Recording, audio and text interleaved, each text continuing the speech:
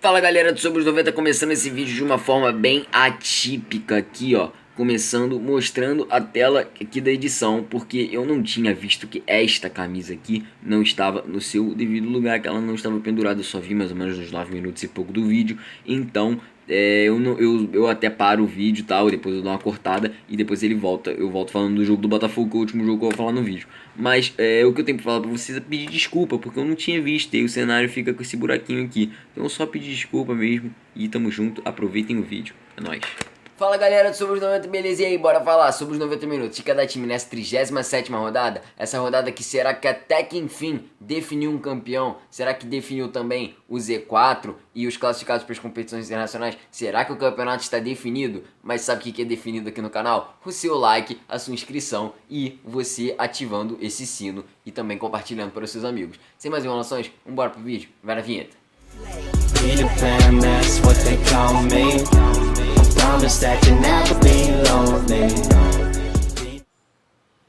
Rapaziada, antes de começar a falar desses jogos, eu só tenho uma coisa pra avisar pra vocês, que a gente tem uma página no Instagram. Pra galera que chegou agora, já tem um tempo que eu não divulgo ela aqui. Eu sempre deixo o link dela aqui na descrição, mas eu sempre esqueço de divulgar. E hoje eu não vou esquecer, o nome Sobre os 90 também, tudo junto. Vou deixar aqui, ó, o nomezinho certinho, pra você ir lá, confere. A gente tem umas entrevistas com jornalistas super legal, já fiz com o Edson Viana, já fiz com o Roberto Veloso, com o Du Olavo lá do canal do Cartão Vermelho, parceirão também. Cara, vai lá, confere, nossa página é muito legal, a gente faz umas análises também, uns textos. Cara, eu aposto, tenho certeza que você vai gostar.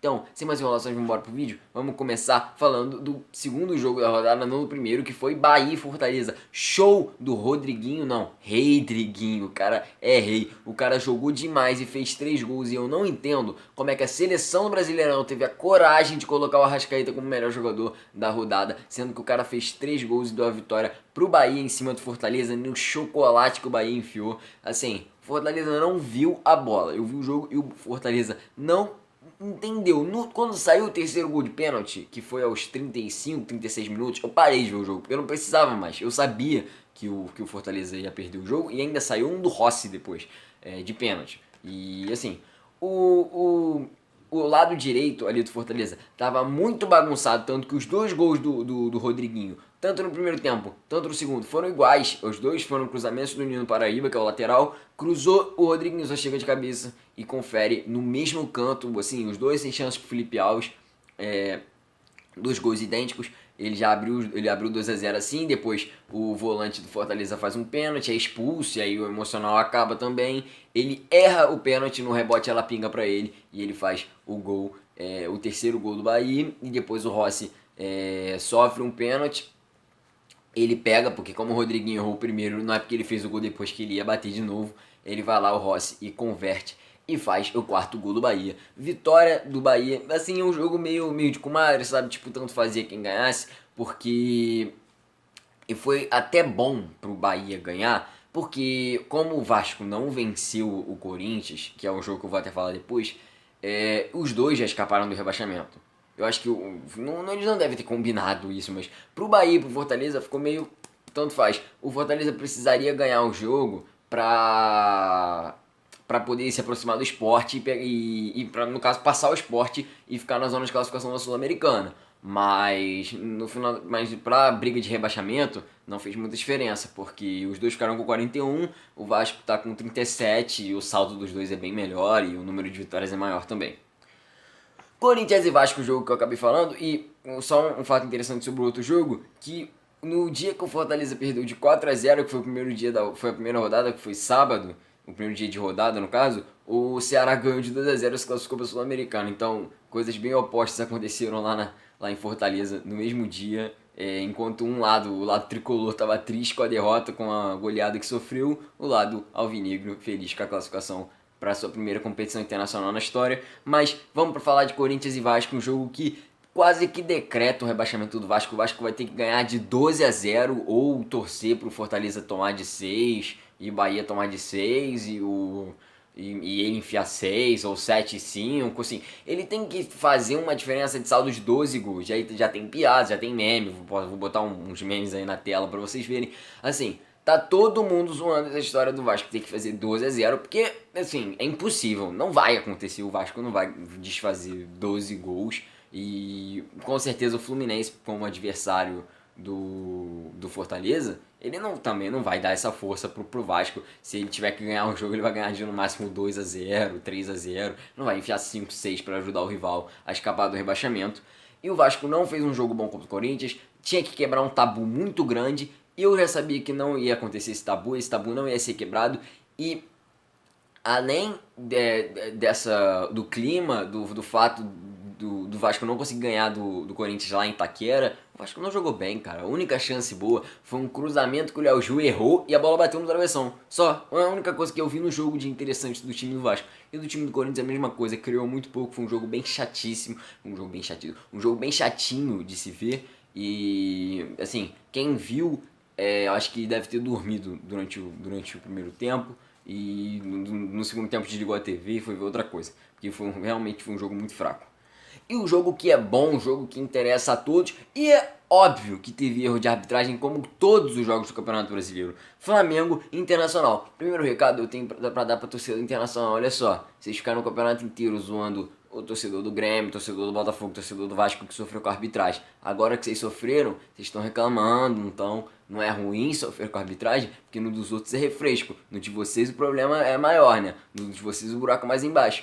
É muito complicado essa história de arbitragem. Vocês prejudicaram muita gente com isso durante o campeonato. O Botafogo lá no Beira-Rio e aqui no Newton Santos. Prejudicaram o Vasco no Beira-Rio. Prejudicaram o Grêmio no 2-1. Aquele um pênalti que não foi muita coisa. Então, traduzindo, vocês ganharam diversos pontos com a arbitragem e dizendo que todo mundo era chororô. Agora, engole esse choro, porque a falta no Rodinei, o Rodinei era para ter sido expulso? Era. A reclamação de vocês é outra, que eu vou dizer agora. A reclamação de vocês é a falta de critério, porque o mesmo árbitro, o Klaus, ele deixou de marcar outras faltas contra outros times, que eu vou botar aqui. Ele deixou de marcar faltas contra esses times, inclusive o meu time, que foi prejudicado 2 vezes contra o Flamengo, pelo mesmo árbitro, em faltas idênticas ou parecidas. E o árbitro não marcou, não deu amarelo, não deu vermelho. E aí quando é contra o time de vocês numa decisão, ele foi marcado. É isso que vocês estão reclamando. Vocês sabem que o lance do Rodinei foi sim para cartão vermelho, foi sim para expulsão. Mas vamos falar do jogo. O jogo foi muito bom. Logo no começo teve um cruzamento ali, o Yuri Alberto ia receber, o Gustavo Henrique puxa ele e pênalti pro Inter, e o Edenilson bate um pênalti no ângulo, naquela câmerazinha que fica lá, muito bonito o pênalti que ele bateu. Fizeram um meme falando que ele tinha que dar aula de como bater pênalti, etc. Lindo pênalti que bateu o Edenilson mesmo. Só que a felicidade do Inter durou pouco, porque numa jogada onde falhou o Rodinei ainda quando ele estava em campo ali no primeiro tempo, o Arrascaeta recebeu uma bola do Bruno Henrique cruzada e bateu no cantinho. Ele, com jogador de qualidade, bate com as duas com tranquilidade, bateu, ela bate na travienta, o Lomba só fica parado olhando ela entrar dentro do gol e empatar o jogo para o Flamengo, que ganha confiança, que tira um lateral. Acho que ele tira o Isla e bota o... Eu sei que ele vai para um 3-5-2, joga o Felipe Luiz pra zaga, foi mais ou menos isso que ele fez. Ele bota um sistema mais ofensivo e o Flamengo parte pra cima, e aí sai o Rodinei expulso, o Inter fica sem emocional e sai o gol do Gabigol, numa jogada também, se eu não me engano, do Bruno Henrique, e aí ele recebe, o Gabigol faz o gol batendo no cruzado, um gol de artilheiro, e aí o Flamengo vence o jogo e assume a ponta, assume a liderança do campeonato. Fluminense e Santos, isso sim é jogo de arbitragem ruim, rapaz. Isso é jogo de arbitragem ruim. O que fizeram com o Fluminense? O jogo inteiro era faltinha boba, tudo era faltinha boba pro Santos, tudo era cai-cai pro Santos, um monte de cartãozinho amarelo pro Santos. E aí o Nino não faz falta, ele dá um bote certíssimo. Quando ele levanta, o juiz dá falta e dá amarelo pro Nino, ele se revolta, xinga o juiz de costas e toma um vermelho. Primeiro, quem é que nunca viu um juiz ser xingado por um jogador? Palhaçada. Segundo, numa falta que não foi nada, ele deu amarelo e o VAR nem não chama. Assim, óbvio que não nessa situação, mas não tem um bandeira, não tem um quarto árbitro para falar, olha só, não foi nada, porque isso é interferência de bandeira de quarto árbitro, e principalmente quem tá ali na frente do lance, porque o lance foi aqui na entrada da área onde fica exatamente o bandeirinha. Sim, a arbitragem do Brasil inteira é um nojo e sempre tem os mesmos alvos, e os alvos para prejudicar alguns times, sempre com o intuito de ajudar outros, tanto diretamente, tanto indiretamente. E isso tem que mudar, isso tem que acabar. Os times têm que, sei lá, se rebelar contra a CBF, falar assim, não, a gente vai criar a nossa própria liga. Eu duvido que essa palhaçada ia continuar se eles não criassem a própria liga, criassem a sua própria confederação e parassem com essa palhaçada de aceitar esse campeonato maluco, que tem sempre um ajudado, tem sempre um time que recebe uma ajudinha ou outra da CBF. E vamos falar desse último jogo, Botafogo e São Paulo. Eu que falei, o Botafogo não ganha de ninguém, Daniel, o Botafogo não ganha de ninguém. Olha aí o Botafogo ganhando e me calando. Botafogo até que enfim, depois de 10 rodadas, o Botafogo venceu. Cara, a camisa caiu, cara, não acredito. O Botafogo, caraca, eu não acredito, cara. Então, rapaziada, vocês viram que a camisa caiu aqui e o meu armazenamento também estava acabando, então eu fui lá, deixei o vídeo no computador, depois voltei e aí vou terminar de falar da vitória do meu Botafogo. Eu tô tão feliz, mas calma. Tira o modo clubista, falar sério.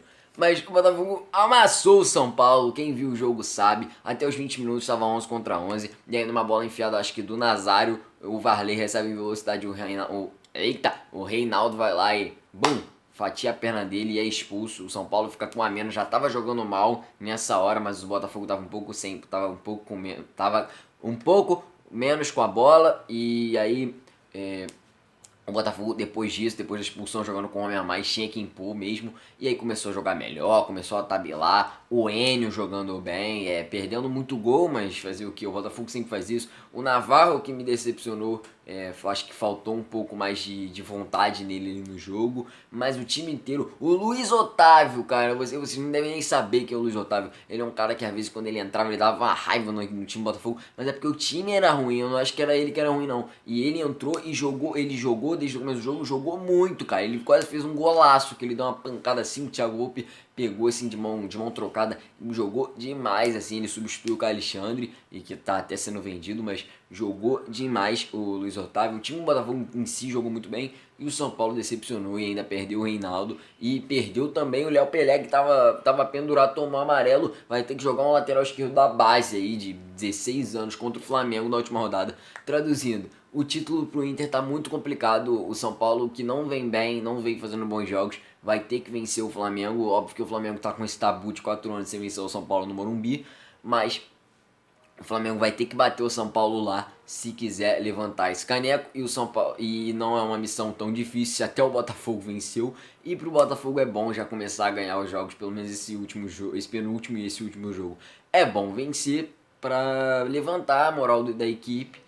E o Marcelo Chamusca chegou, o Botafogo já está se planejando pensando em usar os garotos da base, pensando em utilizar jogadores com salário mais baixo e que ainda não tenham nome nenhum para poderem construir o seu nome na Série B e consequentemente ficarem mais um ano para jogar a Série A, e aí sim o Botafogo começar um processo de reestruturação para voltar à elite do futebol brasileiro.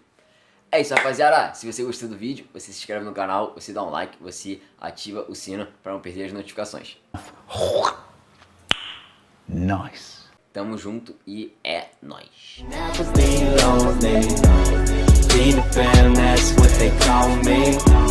Promise that you'll never be lonely.